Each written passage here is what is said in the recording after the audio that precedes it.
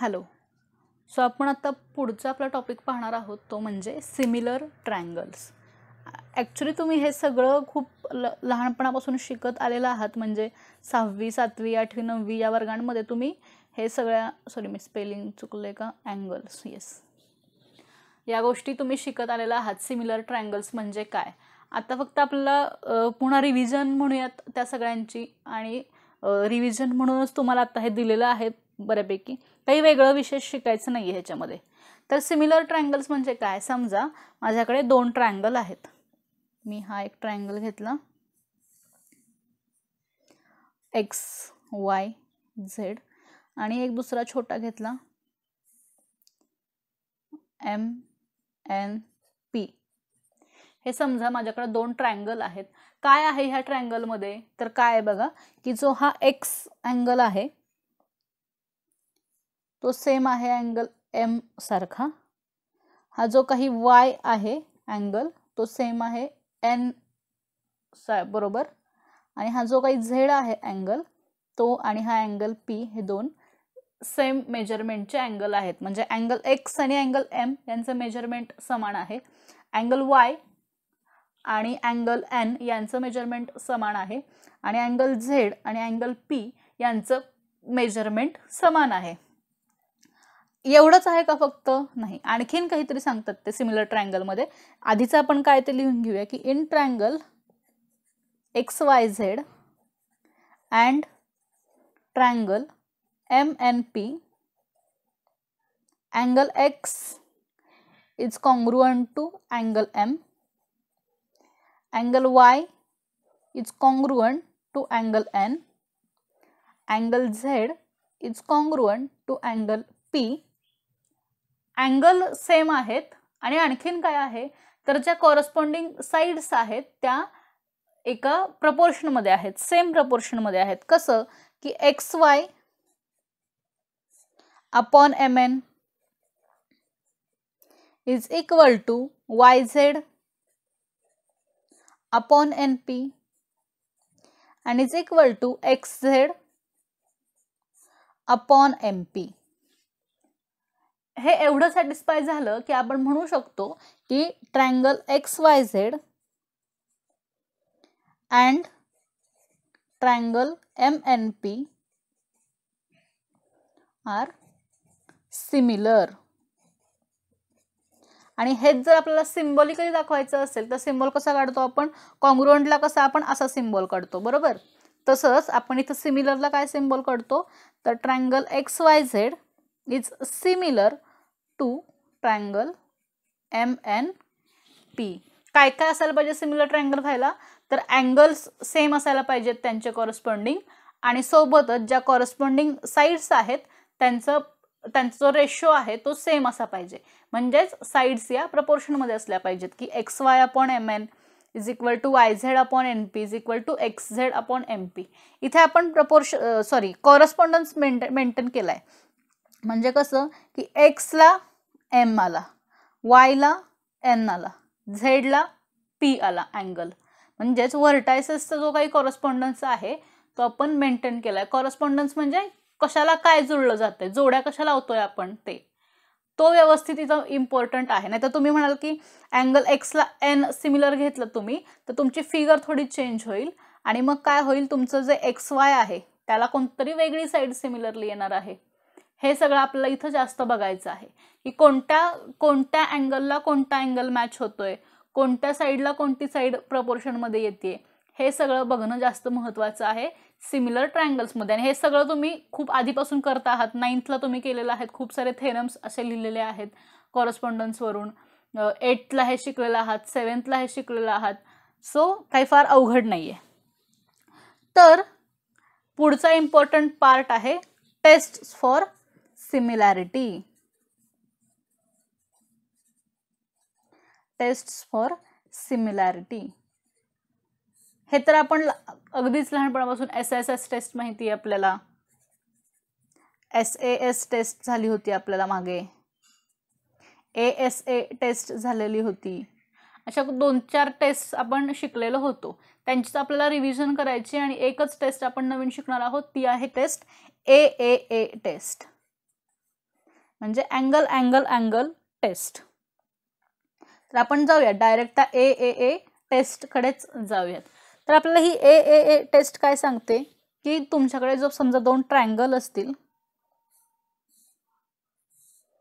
ABC आणि PQR, ABC आणि PQR हे जर तुमच्याकडे दोन ट्रायंगल असतील तर व्हर्टायसेसचा जो काही कॉरेस्पॉन्डन्स आहे आपला की ABC ट्रायंगलला मी जर ट्रायंगल PQR घेतला आणि जर ट्रायंगल A आणि ट्रायंगल P इक्वल आहेत, अँगल B आणि अँगल Q हे इक्वल आहेत, अँगल C आणि अँगल R हे इक्वल आहेत, असे जर एकमेकांना अँगल इक्वल असतील जोड्या त्यांच्या, तर काय होतं, तर angle ABC is similar to triangle PQR. काही फार वेगळं एक्सप्लेन करायला पाहिजे किंवा काहीतरी मोठं रॉकेट सायन्स नाही आहे ह्याच्यामध्ये. अँगल्स सेम असले कॉरेस्पॉन्डिंग की त्याचे कोणते ट्रायंगल्स आहेत ते ट्रायंगल काय होतात, सिमिलर होतात. इतकंच ही आपल्याला टेस्ट सांगते. तुम्हाला एक फॉर मोर इन्फॉर्मेशन मध्ये ही जी काही टेस्ट आहे त्याचा प्रूफ दिलेला आहे. तो प्रूफ आपण थोडा समजून घेण्याचा प्रयत्न करूयात. तर proof of a test. Proof of a test. A test म्हणजे काय, जर अँगल तिन्ही अँगल सेम आले म्हणजे या ट्रायंगलचा एक अँगल इकडचा एक, इकडचा एक, इकडचा एक, इकडचा एक, इकडचा एक, असे तिन्ही अँगल कॉन्ग्रुएंट आले तर ते दोन ट्रायंगल्स जे आहेत ते सिमिलर आहेत असं आपण म्हणतो. आता याचा आपण प्रूफ पाहणार आहोत. माझ्याकडे एक ट्रायंगल आहे ABC. बघा माझ्याकडे एक ट्रायंगल आहे ABC. हे सिमिलॅरिटी म्हणजे काय असतं माहितीये का, अँगल्स मेंटेन करायचे आपल्याला फक्त आणि झूम इन आणि झूम आउट.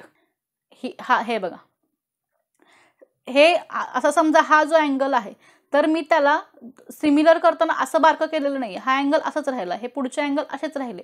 फक्त मी काय केलं, ह्यांना zoom in zoom out, zoom in zoom out.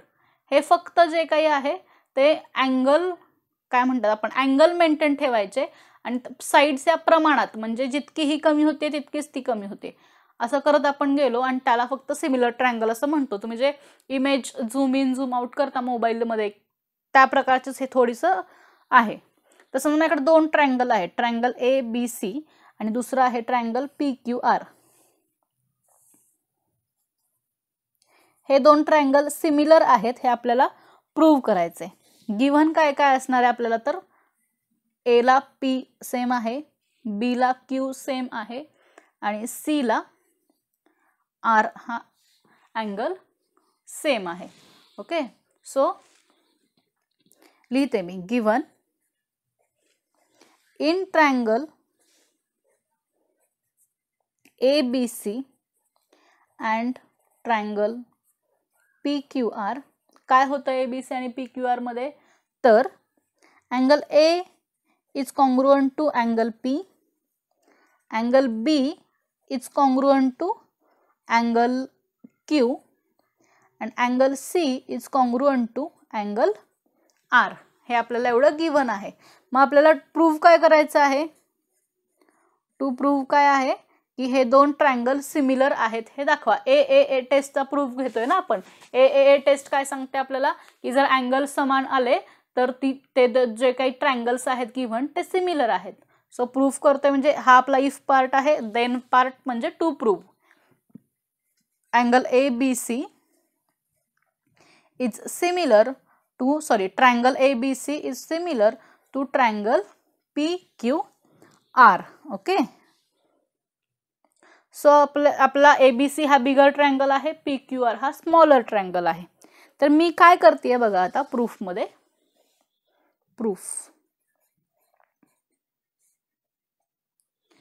Proof मध्ये मी काय करते, हे आपला ABC दिसतोय, PQR दिसतोय. मी काय करते, AB वर एक पॉइंट घेते M आणि AC वर एक पॉइंट घेते N. पण घेताना कसा घेते की AM आणि PQ हे सेम पाहिजे आणि AN आणि PR हे सेम पाहिजे. थोडक्यात मी हा ट्रायंगल नेऊन इथं बसवते आहे, फक्त नावं इकडे M आणि N देते. तर ते पॉइंट मी थोडं वेगळ्या पेननं डिनोट करते. हा M आहे, हा N आहे.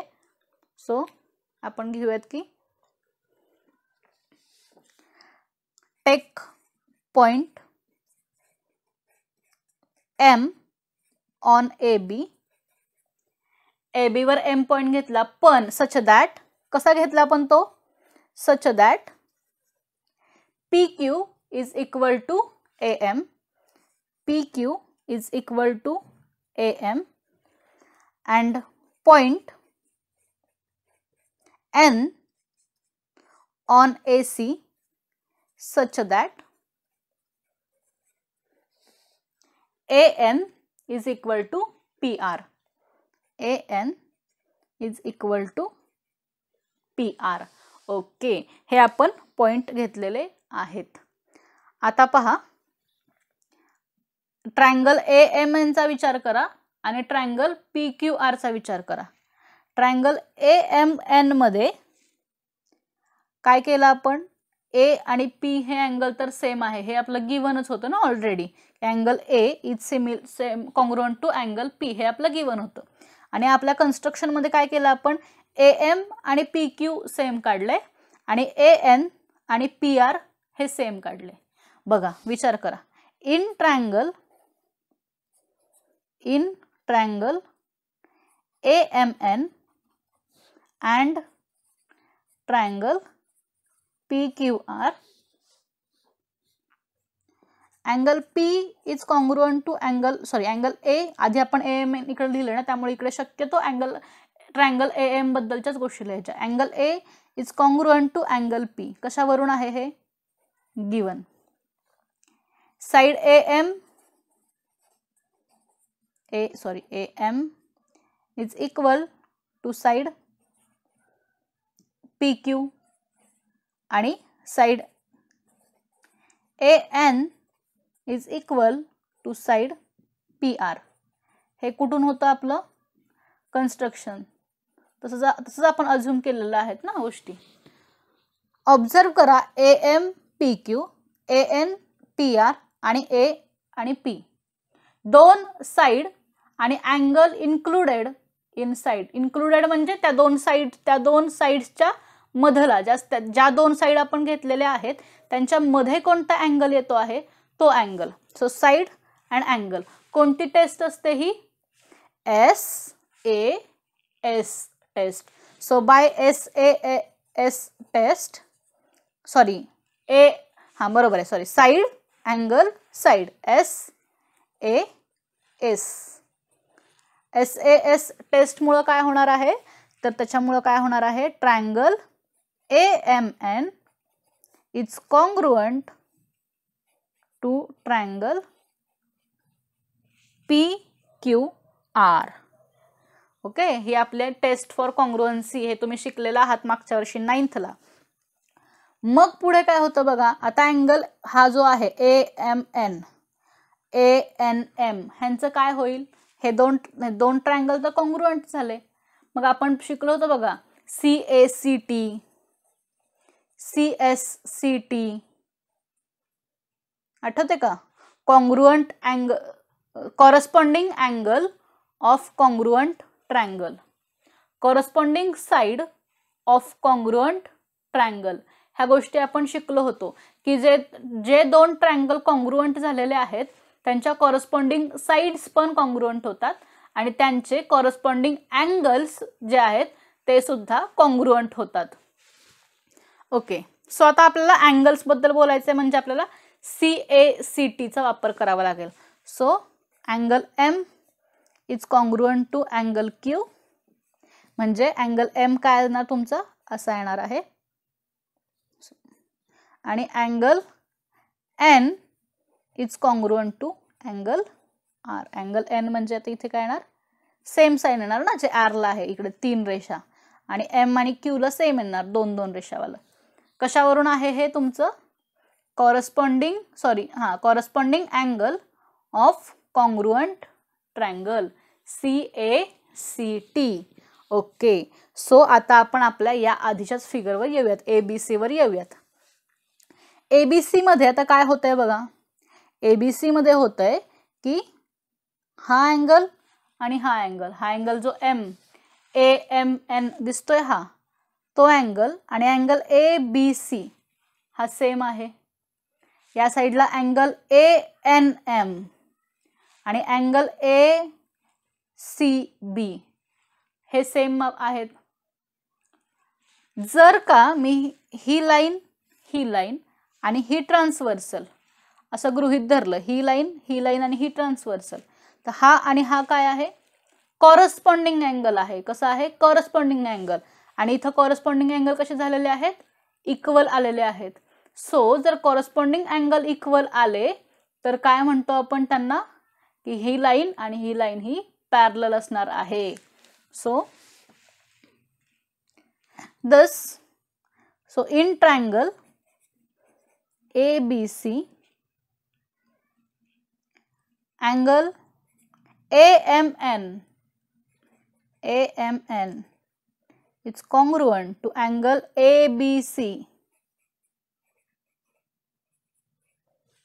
त्याच्यामुळे काय होणार, MN is parallel to BC. corresponding angle test.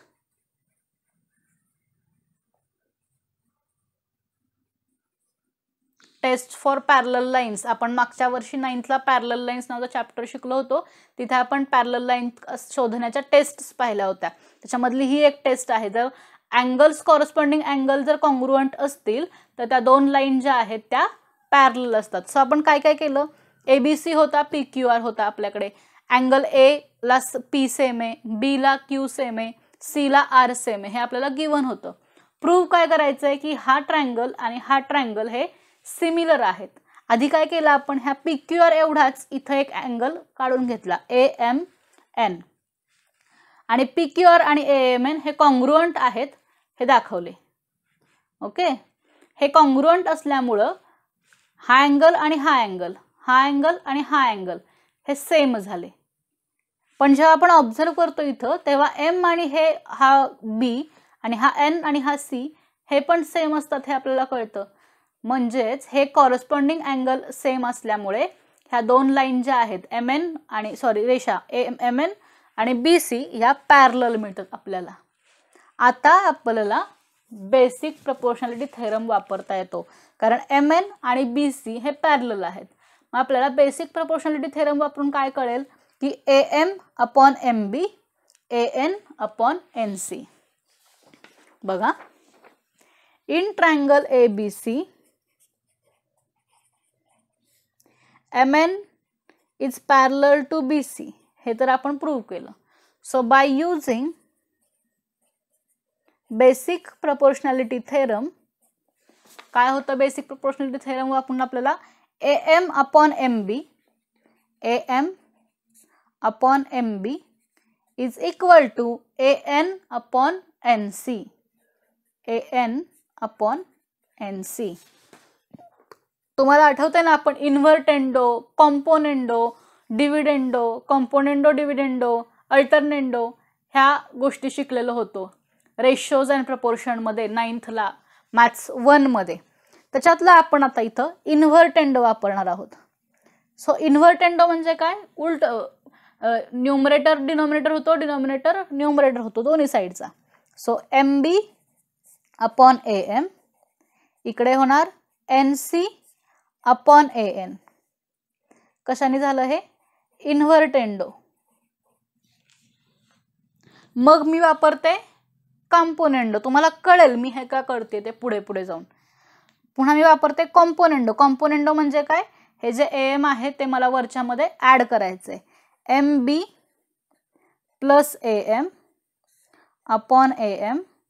is equal to NC/AN/AN. हे काय आहे, कॉम्पोनेंडो. मी शॉर्ट मध्ये लिहिते. पहा बरं इथं MB+AM MB+AM MB+AM म्हणजे काय भेटलं मला, AB